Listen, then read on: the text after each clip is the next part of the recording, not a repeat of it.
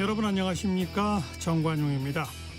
도널드 트럼프 미국 대통령이 우리나라를 비롯한 세계 각국에 부과한 이른바 상호관세가 미 연방대법원의 위법 판결로 무효화됐습니다. 의회의 승인이나 권한 위임 없이 행정부가 직접 관세를 부과할 수 없다는 건데요. 큰 정치적 타격을 받게 된 트럼프 대통령은 상호관세를 대체하는 10% 임시 관세에 서명하면서 백악관은 우리 시간으로 24일 오후 2시부터 발효된다고 공지했습니다. 전 세계 경제 불확실성이 다시 커지고 있는 가운데 우리 정부도 대책 마련에 나서고 있는데요. 관련된 자세한 소식 오늘 2부 1타경제 코너에서 살펴보겠습니다. 2월 21일 토요일 정관용의 시사본부 시작합니다. 먼저 도로공사 연결해서 이 시각 고속도로 상황 전해드리죠. 김민우 씨. 네, 설 연휴 직후 맞는 주말이라 그런지 이번 주말은 집에서 휴식을 택한 분들이 많으신 것 같습니다. 오늘 고속도로의 지방 방향 최대 정체 시간대로 예상한 정오를 막 넘긴 이 시각에도 곳곳으로 지방 방향 정체 한 번에 10km 이상 넘는 곳은 없는데요. 60번 서울 양양선 양양 방향 덕소 3패부터 남양주 요금소까지 3km 구간, 이후 화도와 서종 사이로 4km 속도 내려가고요. 50번 영동선 강릉 쪽으로는 부곡과 용인 휴게소 그리고 호법 부근에서 각각 3km씩 답답한데 이후 강원권에선 원주 분기점을 시작으로 6km 정체입니다. 1번 경부고속도로 부산 방향으로는 그나마 천안 분기점과 독립기념관 나들목 사이로 6km 밀리는데요. 그래도 이외 구간은 전부 수월한 상태고요. 반대 서울 방향으로는 차차 청주 휴게소 주변부터 교통량이 늘어나기 시작합니다. 25번 논산 천안선 논산 쪽으로는 남풍새부터 차량터널까지 6km 막히고 반대 천안 쪽으로도 정안 나들목 부근에서 3km 구간 교통량 많습니다. 100번 수도권 제일순환선은 경기 서쪽에서 양방향 송내를 앞두고 4, 5km가량씩 브레이크를 밟습니다. 지금까지 한국도로공사 교통센터 김인우였습니다.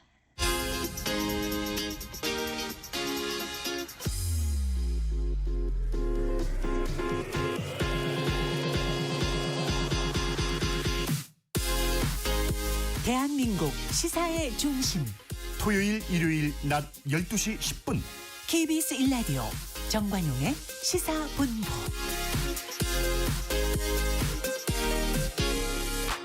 뉴스펀치 1, 2, 3입니다. KBS 이은우 기자 어서 오세요. 네, 안녕하세요. 첫 번째 뉴스펀치 뭡니까? 네, 내란 우두머리 혐의 윤석열 전 대통령의 무기징역 선고입니다. 네, 목요일 날 1심 선고가 있었죠? 네, 벌써 이제 재작년이죠. 12.3 비상계엄이 선포된 지 443일 만에 이뤄진 선고입니다.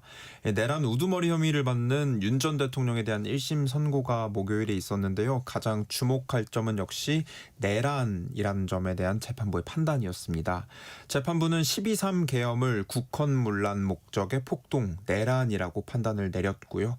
윤 전 대통령이 범행을 직접 주도해 계획한 내란 우두머리라고 인정했습니다. 내란이라고 판단한 가장 주요 근거가 계엄 당시 국회에 군이 진입했던 점이었죠. 네, 맞습니다. 재판부는 이 사건의 핵심을 군을 국회로 보낸 것이라고 꼬집었습니다.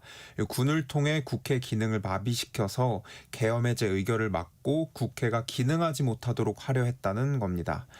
그러면서 이 비삼계엄 선포 이후의 포고령 발표부터 국회 봉쇄, 한동훈, 우원식, 이재명 등의 정치인을 체포하려는 체포조를 운영한 점, 그리고 마지막 선관위 점거까지 이 모든 과정을 군을 동원한 폭동이라고 판단을 했습니다. 윤 전 대통령 측은 줄곧 이 비상계엄 선포가 국가 위기를 타개하려는 결단이자 대통령의 통치행위, 그러니까 정당한 권한 행사라고 주장을 해왔거든요. 그런데 이 군을 동원해서 국회 기능을 막으려고 했다는 점에서 비상계엄 선포가 이미 그 권한을 넘어섰다고 재판부는 판단한 겁니다. 네.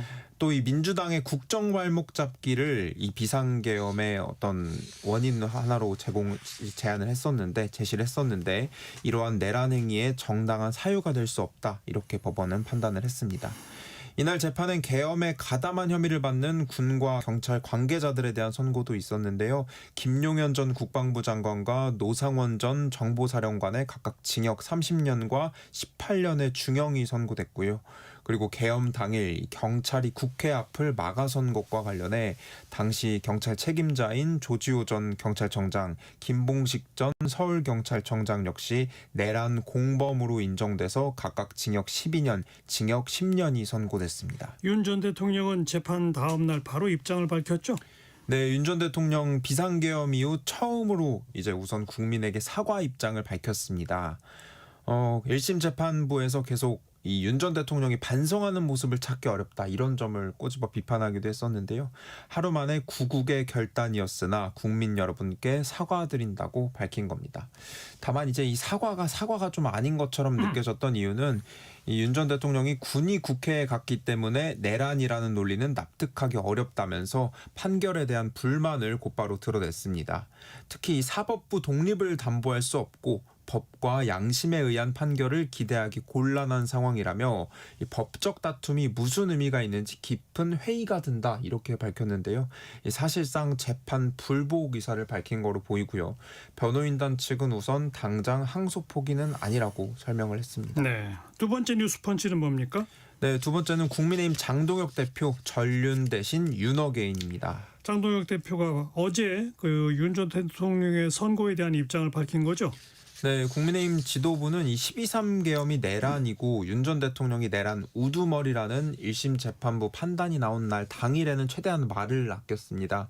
이제 특히 장동혁 대표가 이른바 이 기존 윤어게인 노선을 놓고 과연 어떤 입장을 취하겠냐 이런 점이 계속 주목이 됐는데요. 결국 선고 다음 날 하루 만에 기자회견을 열고 입장을 표명한 겁니다. 그런데 이 사실상 윤 전 대통령과 절연해야 한다는 당내 목소리를 거부하고 기존 윤어게인 노선을 택했습니다. 네. 장동혁 대표는 시작부터 안타깝고 참담하다면서 국민의힘은 12.3 계엄이 내란이 아니라는 입장을 분명히 해왔다 이렇게 밝혔습니다. 또 이 무죄 추정의 원칙은 누구나 예외 없이 적용되어야 한다면서 계엄이 내란이라는 법원의 판단을 반박했습니다. 당내에서는 선고 당일부터 계속 좀 윤 전 대통령과 절연을 계속 지도부에 요구를 해왔었는데 장동혁 대표가 오히려 절연을 앞세워 당을 갈라치기 하는 세력들을 오히려 절연해야 한다 이렇게 반박을 했고요. 그리고 윤어게인 등 강성 지지층을 향해서는 애국 시민 여러분께 간곡히 호소드린다고 말하기도 했습니다. 당내에서는 강한 반발이 터져 나오고 있죠. 네, 이제 사실 당내에서도 예상치 못한 장동혁 대표의 강경 행보에 좀 당황하는 듯한 그런 분위기였습니다. 장동혁 대표가 윤 전 대통령 선고 하루 전날만 해도 한 방송 인터뷰에 나와서 절연에 대한 입장은 이미 여러 차례 밝혔다. 절연보다 중요한 것은 전환이다. 이런 원론적인 답변을 예고를 했었거든요.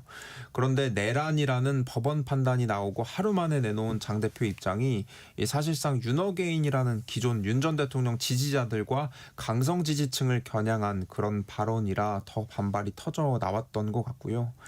지방선거 주자인 오세훈 서울시장은 장 대표 입장에 깊은 우려를 금할 수 없다. 국민의힘은 특정 개인의 정치적 노선 위에 세워진 정당이 아니다. 이렇게 강하게 비판을 했고요. 당 비대위원장 지낸 김용태 의원은 장동혁 대표가 국민 보수를 포기하고 윤어게인을 선택하는 것은 매우 실망스럽다.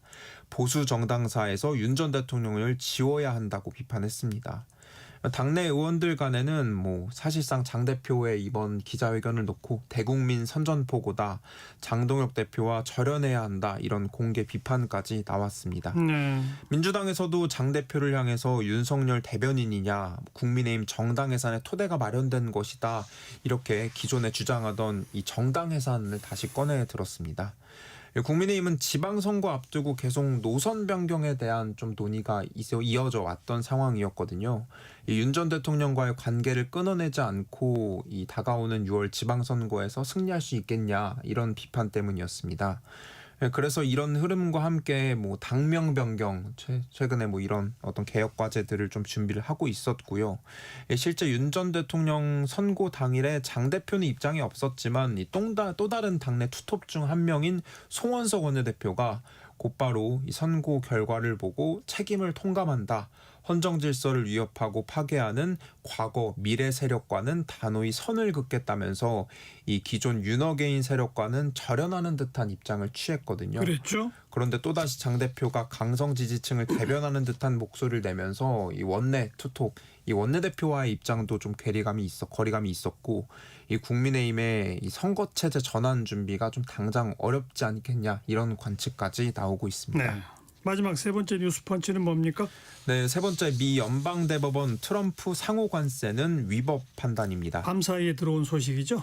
네, 앞서 설명을 해주셨는데 이 트럼프 대통령이 무역 적자를 이유로 전 세계국의 10% 기본 관세에 각 국가별로 추가적인 상호 관세를 부과했었는데요. 한국 같은 경우도 오랜 협의 끝에 15% 관세를 이 막대한 대미 투자를 대가로 협상하기도 했습니다. 그런데 대법원이 이런 트럼프 대통령의 관세 부과 권한을 놓고 위법하다 이렇게 판단을 내린 겁니다. 트럼프 대통령 물러나지 않고 정면 돌파하겠다는 뜻을 곧장 밝혔는데요. 이 현재의 관세 제도가 위법하다면 다른 방식으로 부과하도록 여러 수단을 동원하겠다 이렇게 예고를 해왔기 때문입니다. 네. 트럼프 대통령은 상호 관세의 일부를 대체하겠다면서 전 세계 대미 수출품에 10% 관세를 추가로 부과하는 행정명령에 한국 시간으로 오늘 오전 곧바로 서명을 했고요. 그리고 이런 트럼프 대통령의 초강경 대응을 이어갈 거로 앞으로는 보이는데 이번 위법 판결로 인해서 이미 미국에 낸 상호 관세를 돌려받는 관세 반환 소송까지 이어지지 않겠냐 이런 관측도 나오고 있습니다. 그야말로 전 세계가 혼란과 좀 불확실성에 빠진 상태이고요. 우리 정부도 곧장 대응책을 논의하고 있는데요. 청와대는 국익에 가장 부합하는 방향으로 검토하겠다며 오늘 오후 2시부터 관계부처가 참여하는 합동회의를 개최하고요. 그리고 오전에는 산업부 차원의 긴급회의도 진행이 됐습니다. 한국도 당장 주요 관세 품목부터 막대한 규모의 이 대미 투자가 걸려있는 사안이기 때문에 논의 과정을 면밀히 계속 지켜봐야 할 것 같습니다. 네. 뉴스펀치 1, 2, 3였습니다. 이윤우 기자 수고하셨어요. 네, 감사합니다. 정관용의 시사본부 듣고 계십니다. 12시 22분 지났습니다. 기상청 교통정보센터 차례로 연결해 봅니다. 기상청의 송소진 씨. 전국이 맑은 가운데 봄처럼 포근합니다. 한낮 기온이 서울 17도, 광주와